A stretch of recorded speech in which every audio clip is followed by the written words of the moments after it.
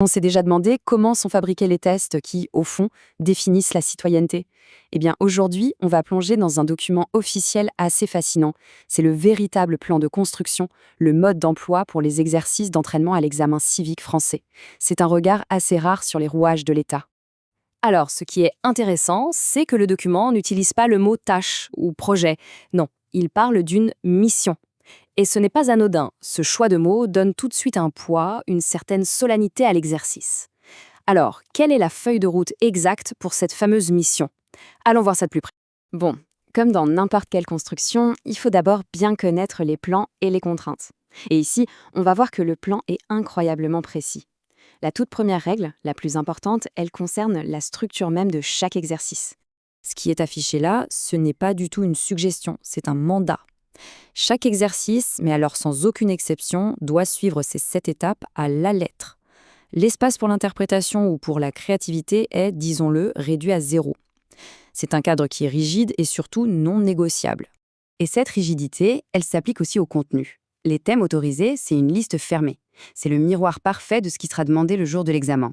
L'objectif, il est très clair. 0 surprise, 0 digression. On ne teste que le programme et rien que le programme. Et là, on a peut-être l'instruction la plus révélatrice, surtout à notre époque. Le ton doit être neutre. L'humour, les petites phrases pour devenir viral, le marketing, tout ça, c'est strictement interdit. On est vraiment à l'opposé de ce qu'on appelle l'edutainment, le ludo-éducatif. Ici, l'objectif, c'est la transmission de connaissances, pure et dure. Bon, allez, assez de théorie. La meilleure façon de comprendre ces règles, c'est de les mettre en pratique. On va construire ensemble un exercice de A à Z en suivant scrupuleusement, vous allez voir, le plan qui nous est donné. Chaque exercice commence par cette phrase. Uniquement celle-ci. Elle ne change jamais. C'est comme un signal de départ qui met tout de suite la personne qui s'entraîne dans le contexte formel de l'examen. Juste après, on annonce le thème. Par exemple, les valeurs de la République. Ça fonctionne un peu comme un panneau indicateur. Ça permet d'orienter l'attention vers le bon chapitre de ses connaissances. Pour la question, la règle d'or, c'est la clarté. Il ne doit y avoir aucune place pour l'ambiguïté ou pour une quelconque interprétation. Le but, c'est de tester une connaissance factuelle, pure et simple. Point.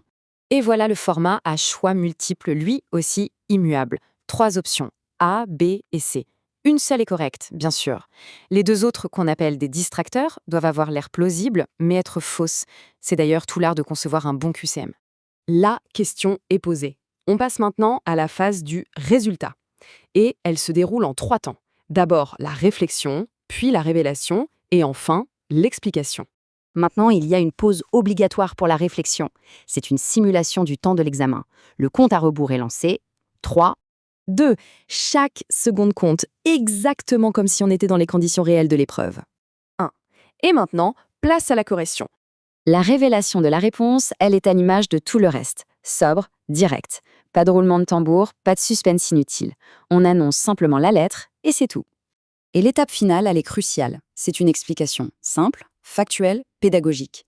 L'objectif, ce n'est pas de lancer un débat, mais de renforcer la connaissance de manière totalement neutre. C'est le point final de l'exercice. Ok, maintenant qu'on a vu en détail comment un exercice est construit, il est super intéressant de se demander, mais pourquoi ce format est-il si spécifique, si rigide? Quelle est la philosophie qui se cache derrière ce cadre? Ce visuel, en fait, il résume toute la philosophie. D'un côté, ce qui est obligatoire, le factuel, le neutre, le sérieux, le structuré. De l'autre, ce qui est formellement interdit, l'humour, l'émotion, le viral.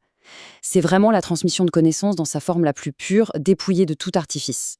Au final, le but est assez simple, c'est de créer un simulateur parfait.